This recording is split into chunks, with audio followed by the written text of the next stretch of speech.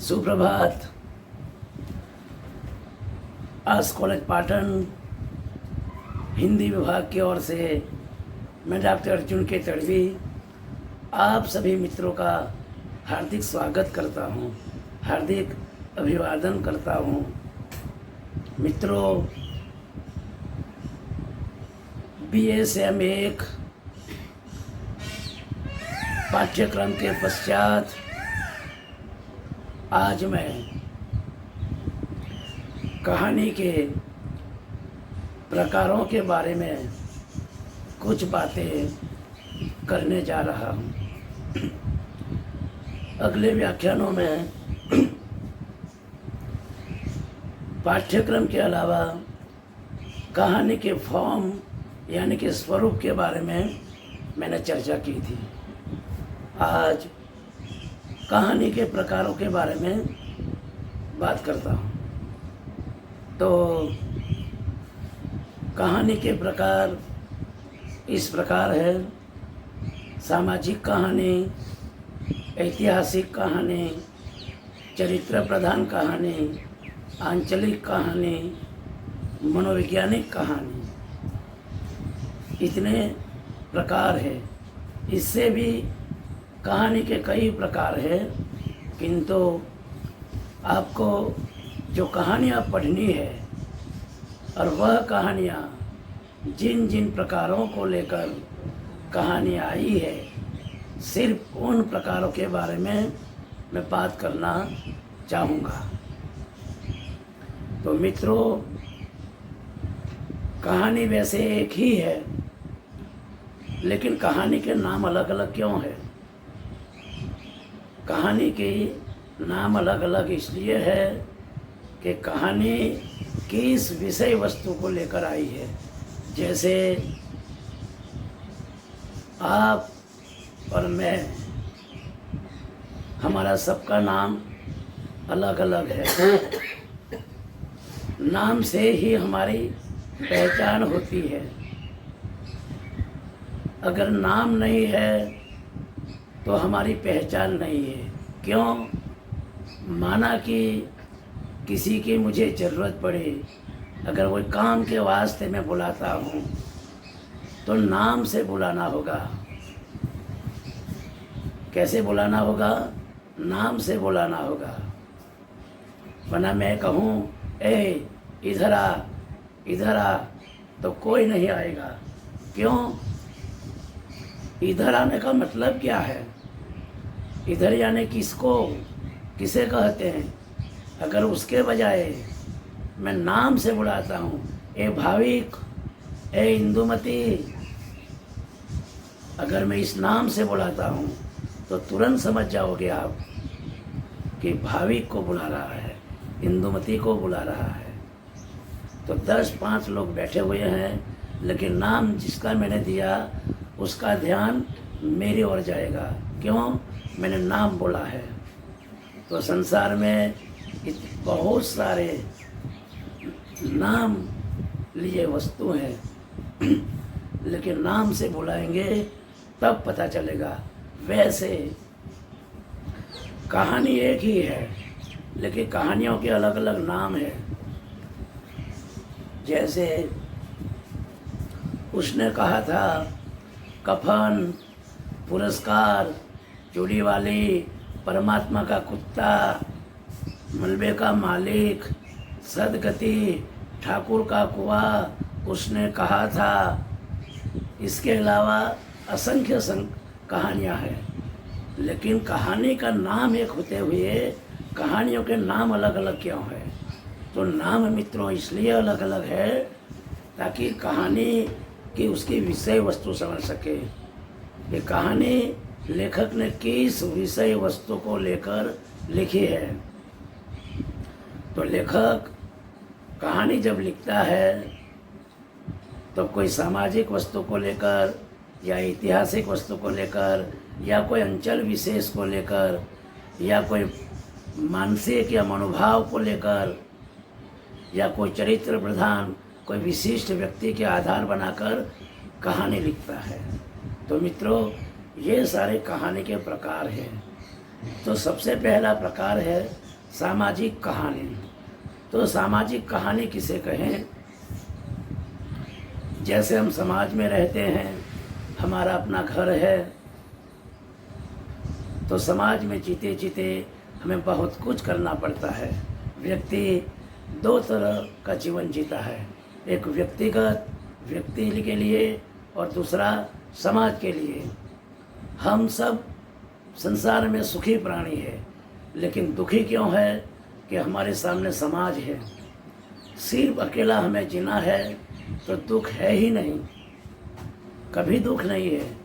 अकेले आदमी को दुख क्या है? एक ही घर में अंदर अंदर जीना तो क्यों? क्योंकि समाज से बने रहना है। समाज है तो हमारा अस्तित्व है, इसलिए समाज में बने रहने के लिए हमें सब सारी माथापच्ची करनी पड़ती है। तो व्यक्तिगत जीवन के लिए कोई दिक्कत नहीं है, लेकिन सामाजिक जीवन के लिए दिक्कतें सामने आती है। क्यों? मान लीजिए कि अपने घर में या आपको परिवार में या आपको कोई चीज़ की ज़रूरत पड़ी, उसको ले लो, ले आए, कोई ज़रूरत नहीं है। लाए तो भी ठीक है, ना लाए तो भी ठीक है, कोई अनिवार्य नहीं है, कोई कंपलसरी नहीं है। किंतु समाज में कोई घटना हो गई, कोई शुभ प्रसंग हो गया, कोई अशुभ प्रसंग हो गया, तो आपको कैसे भी वहाँ जाना होगा। क्यों? समाज में टिके रहना है, इसलिए समाज में बने रहना है, इसलिए कैसे भी जाना होगा। कड़ी धूप है, बहुत बारिश है, आपके कोई बहानाबाजी नहीं चलेगी वहाँ समाज के आगे। क्यों? समाज में बने रहने के लिए। तो समाज वह है। तो मनुष्यों को जीवन जीने के लिए 3 चीज़ों की ज़रूरत पड़ती है। कितने चीज़ों की ज़रूरत पड़ती है? 3 चीज़ों की ज़रूरत पड़ती है। रोटी, कपड़ा और मकान। किसकी ज़रूरत पड़ती है? रोटी, कपड़ा और मकान। इस विषय को लेकर फिल्म भी बनी है, बहुत अच्छी फिल्म है, देखी होगी, ना देखी हो तो कभी भी देखिए। इस फिल्म में सामाजिक जीवन है, आपका मेरा मनुष्य जीवन का। तो मनुष्य इस धरती में अवतरण होता है, जन्म लेते ही उसे रोटी की ज़रूरत पड़ती है, यानी कि खाने की ज़रूरत पड़ती है। जब बच्चा जन्म लेता है, जन्म लेते ही कुछ घंटों के बाद उसको लिक्विड दिया जाता है, खाने की ज़रूरत पड़ती है। अगर वो खाता है तो वो जिंदा रहता है, जीता है। तो शरीर को जिंदा रखने के लिए खुराक चाहिए। क्या चाहिए? खुराक चाहिए। अगर खुराक नहीं है, रोटी नहीं है, तो हमारा अस्तित्व नहीं है, हम मर जाते हैं। कैसे? चिड़िया आसमान में खूब ऊंचे उड़ती है, देखा होगा आपने कि चिड़िया काफ़ी आसमान में ऊंचे उड़ती है। लेकिन सच ये भी है कि यदि उसे वो जीना चाहती है तो इस धरती पर दाना पाने के लिए आना होगा। अगर वो अभिमान में रहे, अरे क्या जरूरत है दाना पाने की, जाने दो, वो हवा में रहे, तो सच ये भी है कि उसे समय के चलते पटक कर मर जाना पड़ेगा, मर जाना पड़ेगा। क्यों? रोटी और पानी नहीं लिया, ये अहंकार काम आया। तो सच ये है, भले आसमान में ऊंची उड़ान भरो। गुजराती में समड़ी का नाम सुना होगा, सारे पंछियों में, उसे हिंदी में चील बोलते हैं। इतने आसमान में ऊंची उड़ती है, इतने आसमान में ऊंची उड़ती है कि धरती पर आंखें देखते देखते देखते हम देख भी नहीं सकते। सब पंछियों में सबसे ज़्यादा उड़ान भरने वाली क्या है? चील है। गुजराती में समड़ी बोलते हैं, चील। लेकिन सच वह है कि जीना है तो दाना पाने के लिए धरती पर आना होगा। अगर धरती पर आती है, दाना चुगती है, पानी पीती है, तो वो जिंदा रहेगी। तो ज़रूरत पड़ती है रोटी की, रोटी, कपड़ा और मकान। अब जब रोटी मिल गई तो कपड़ों की भी आवश्यकता है। कपड़ों की इसलिए आवश्यकता है शरीर ढकने के लिए। जब बच्चा छोटा है तो कपड़ों ढकने की कोई इतनी बड़ी ज़रूरत नहीं पड़ती है, लेकिन समय के चलते उस बच्चे को कपड़े ढकने की आवश्यकता पड़ती है। तो कपड़ों की ज़रूरत इसलिए है, सिर्फ जिस्म यानी कि शरीर ढके एक सभ्यता है, मानव सभ्यता है, एक लिहाज है, एक मर्यादा है स्त्री और पुरुष की। कपड़े इसलिए पहनते हैं ना कि कोई रुतबा दिखाने के लिए, ना कोई बढ़ियाँ दिखाने के लिए। जिस्म को ढकने के लिए कपड़ों की ज़रूरत है, इसलिए ज़रूरत है सिर्फ शरीर ढकने को लिए। एक मर्यादा, एक लिहाज हमारी भारतीय संस्कृति में ये एक परंपरा है, एक रिवाज है कि बिना कपड़े हम नहीं चल सकते। एक युग था प्रागैतिहासिक काल में कपड़ा नहीं पहनता था, लेकिन धीरे धीरे धीरे धीरे मानव सभ्यता, मानव संस्कृति ने तरक्की की। वैसे वैसे वैसे मनुष्य को काफ़ी परिवर्तन आता गया। आज 21वीं सदी में मनुष्य बहुत अच्छी जगह पर है, बहुत अच्छा मुकाम हासिल किया है। तो अच्छा मुकाम हासिल करने का अर्थ है संस्कृति, हमारे संस्कार। तो रोटी, कपड़ा और मकान, तो रोटी की भी ज़रूरत है, कपड़ों की भी ज़रूरत है। हम खुले बदन कहीं घूम नहीं सकते, कहीं जा नहीं सकते। और तीसरी ज़रूरत है मकान। मकान यानी कि घर, छोटा सा आशियाना, झुग्गी झोपड़ी क्यों ना हो, टूटा फूटा घर क्यों ना हो, कच्चा घर क्यों ना हो, तंबू भी क्यों ना हो, लेकिन रहने के लिए क्या चाहिए? घर चाहिए। देखिए फुटपाथ पर जीने वाले कैसे लोग हैं। अभी बारिश का मौसम है, वे कैसे रहते होंगे, कैसे रात गुजारते होंगे। धूप के मौसम में, सर्दी के मौसम में वे लोग कैसे जीते होंगे, जरा थोड़ी कल्पना कीजिए आप। तो इसलिए ज़रूरत है एक छत के नीचे हम जी सके, रह सके, बारिश से बच सके, ठंड से बच सके, धूप से बच सके। इसलिए आशियाने की ज़रूरत होती है, घर की ज़रूरत होती है कि सूरज ढलते ढलते घर के सारे सदस्य एक जगह जमा होते हैं। वो जगह होने का नाम है घर। मकान घर नहीं है, मकान एक सिंबल है, प्रतीक है, पहचान है। घर उसे कहते हैं जिस घर में रहने वाले सभ्य सदस्य एक दूसरे के साथ अच्छा सलूक करे, अच्छा व्यवहार करे, एक लिहाज से एक दूसरे के साथ वर्तन व्यवहार करे, उसे घर कहते हैं। अगर एक दूसरा से मुखालिफ जाए, खिलाफ जाए, विरुद्ध जाए, एक दूसरे का माने ना, एक दूसरे की बात को स्वीकार ना करे, वो घर नहीं है, उसे मकान कहते हैं।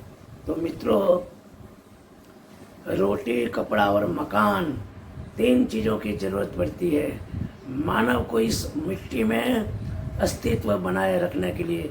तो जब भी आप कहानी पढ़ें आप, तो इस प्रकार की बातें आएँ, इस प्रकार का मंजर देखें आप, तो समझिए ये सामाजिक कहानी है।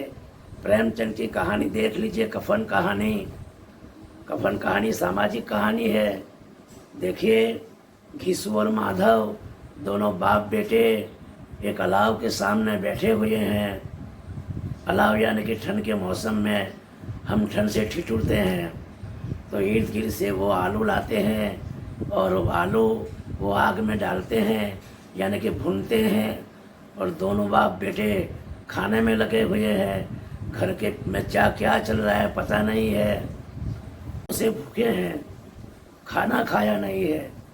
तो सहसा खाना मिल गया तो आलू जो है भून भून कर खा रहा है, भले पत्नी अंदर प्रसव पीड़ा से करा रही है। देखिए कहाँ गई मनुष्यता।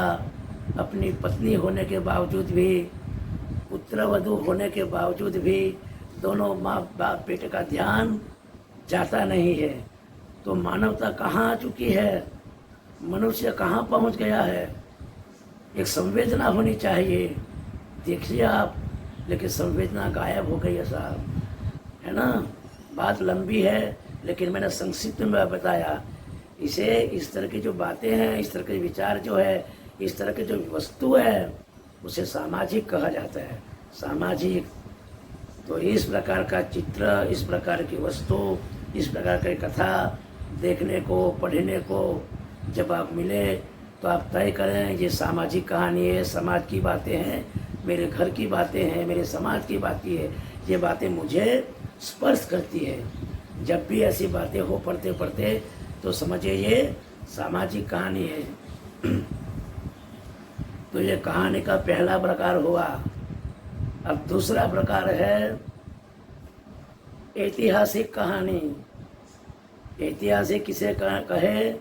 जो बीत चुका है, जो कल ही हुआ है, अभी अभी कुछ घंटों के पहले ही हुआ है, लेकिन बहुत अच्छी चीज़ें हुई है, बहुत बढ़िया घटना हुई है। जो ऐसी घटना हुई है, जो ऐसे प्रसंग हुए हैं, जो काल जयी तक रहता है, मरते दम तक रहता है, वो मरते हुए मर नहीं जाता है, हमेशा के लिए याद रहता है। तो गांव में कोई ऐसा व्यक्ति, कोई नेक व्यक्ति हो, समाज के लिए काम करे, या आपके गांव में कोई ऐसा काम करता हो, बहुत अच्छा काम करता हो, अगर उसका निधन हो जाता है तो लोग उसे याद करते हैं, बहुत अच्छा आदमी था, नेक आदमी था। वो मर जाने के बाद भी उसे हम भूल नहीं सकते हैं। क्यों?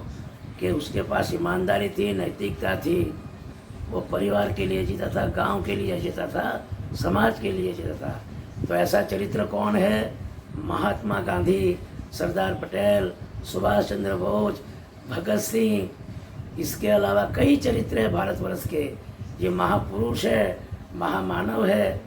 इस मिट्टी से महात्मा गांधी इस दुनिया से गए। कितना समय हुआ? अब 150 साल निकल गए, फिर भी आज महात्मा गांधी को हम नहीं भूल सकते हैं। क्यों नहीं भूल सकते? इन्होंने नेक काम किया है, भारत को आज़ाद किया। भारत गुलामी की गर्दता में डूबा हुआ था, बहुत शोषण हुआ था, हम बोल नहीं सकते थे, राजा महाराजाओं का शासन था, अंग्रेजों का शासन था, इनका दबदबा था, इनके रिमोट से हम चल रहे थे। तो ये गुजरात के सौराष्ट्र मुल्क से एक आवाज़ उठी, वे आवाज़ उठाने वाले महात्मा गांधी थे। सत्य, प्रेम और करुणा 3 शब्द लेकर सौराष्ट्र की मिट्टी से, पोरबंदर से निकलते हैं और उनकी एक ही आवाज़ में भारतवर्ष एक जमा होता है नई दिल्ली की सड़कों पर, और वहाँ से बिगुल बजाया जाता है। एक एक एक करते करते समग्र भारतवर्ष एक जगह पे जमा होता है, और गांधी वो कंधे से कंधे मिल जाते हैं, हाथ से हाथ मिल जाते हैं। फिर देखते देखते देखते देखते हिंदुस्तान काफ़ी संघर्ष के बाद आज़ाद होता है। आज मैं और आप कितने राहत और संतोष से बैठे हुए हैं, कितने मज़े ले रहे हैं। किसी भी गुलामी नहीं है, हम स्वतंत्र हैं। आज हमारा अस्तित्व स्वतंत्र है, हम कुछ भी करें, हम किसी के गुलाम नहीं है। तो कौन थे इसके पीछे? महात्मा गांधी। इसलिए जिंदा है। 150 साल गुजर गए, फिर भी जिंदा है। इसलिए जिंदा है कि इन्होंने समाज और राष्ट्र के लिए नेक काम किया। ऐसे चरित्र कालजयी होते हैं। जब तक चांद और सूरज रहेगा तब तक महात्मा गांधी रहेंगे और पुरुष भी रहेंगे। स्त्रियों का भी बहुत बड़ा रोल है। महादेवी वर्मा को देखिए आप, सुभद्रा कुमारी चौहान को देखिए आप, मीरा को देखिए, सावित्री बाई को देखिए, कई अच्छे अच्छे चरित्र है। तो देश को, समाज को, राष्ट्र को ऊपर उठाने में जिनका बहुत बड़ा योगदान है, ऐसे चरित्रों पर कहानी लिखी जाए, ऐसे कहानियों पर, चरित्र पर कहानी लिखी जाए, उसे ऐतिहासिक कहानी कहते हैं। ऐतिहासिक कहानी, वो मर नहीं गया है। तो ऐतिहासिक कहानी किसे कहे, इसके बारे में मैंने चर्चा की। अब मैं आंचलिक कहानी की बात करता हूँ। आंचलिक, अंचल, अंचल यानी कि भूभाग, एक विस्तार, एक चौथा हिस्सा, गांव का एक चौथा हिस्सा, शहर का एक चौथा हिस्सा, एक ऐसा एरिया, एक ऐसा विस्तार जहां सामान्य वर्ग के लोग रहते हैं, जहां सामान्य वर्ग के लोग रहते हैं। शहर में जो लोग रहते हैं वे बाज़ार में सामान्य सब्जी आदि खरीदने के लिए बाज़ार निकलते हैं। तो आप लोगों ने देखा होगा सब्जी खरीदते खरीदते वो स्त्री हो या पुरुष है वो गाली गलौज करते हैं, भले उसकी लड़की या लड़का छोटा है, कोई मर्यादा सभ्यता जैसा कुछ भी नहीं है, भले लड़की या लड़का, और अगल बगल चाहे कितने भी लोग सब्जी खरीदने वाले हैं, कोई मान मर्यादा नहीं है। मन चाहे जैसा बोलते हैं, गाली गलौज भी बोलता है, उसकी बेटी भी सुनती है, आम लोग भी सुनते हैं, फिर भी सुन लेते हैं। ऐसे लोग हैं। तो ऐसे जहाँ एक लिहाज नहीं है, मानव सभ्यता नहीं है, वो आज भी है। ऐसे कर्नट जाती है, नट जाती है, ऐसे लोगों का खास प्रकार सुलूक है, व्यवहार है। डॉक्टर रांगे राघव ने इस प्रकार की कहानियाँ लिखी है, आंचलिक कहानी। कोई भूभाग, कोई एरिया देखिए, पाटन के शहर में देखिए, महसाना शहर में, सीतपुर शहर में, पालनपुर शहर में, तो सब्जी मंडी का एक अलग बाजार होगा, अलग बाजार होगा, और अलग रहने वाले भी लोग होंगे। अब शहर में देखिए इन लोगों का ठिकाना रहने का, तो रहेंगे भी, रहने का ठिकाना भी लोगों की अलग बस्ती है। तो इस प्रकार का आप मंजरनामा देखे, वस्तु देखे तो समझिए आंचलिक कहानी है। क्या है? आंचलिक कहानी। तो आंचलिक कहानी भी आने वाली है। अब चौथा प्रकार है मनोवैज्ञानिक। मनोवैज्ञानिक कहानी, मनोभाव, मानसिक मनोभाव। और मन के 3 प्रकार है, चेतन मन, अचेतन मन, अवचेतन मन। हम अनुभव के आधार पर जीते हैं, विज्ञान अनुभव के आधार पर चलता है। अनुभव, हम सोचते हैं, चिंतन करते हैं, अनुभव करते हैं। अनुभव दृष्टिगत जो होता है उसे लेखनबद्ध करते हैं या विचार को विस्तार देते हैं। तो चेतन मन किसे कहें? चेतन मन यानी कि जागरूक अवस्था में, जागरूकता, जागरूकता, सचेतावस्था। अभी मैं बोल रहा हूँ, आप लोग सुन रहे हैं, मैं बोल भी रहा हूँ, आप सुन भी रहे हैं और समझ भी रहे हैं। उसे जागरूक कहा जाता है, जागरूक अवस्था में है, सचेतावस्था में है। क्यों सचेतावस्था में? मैं जो बोल रहा हूँ उसे सुन भी रहे हैं और समझ भी रहे हैं, इसलिए उसे कहा जाता है जागरूक अवस्था में।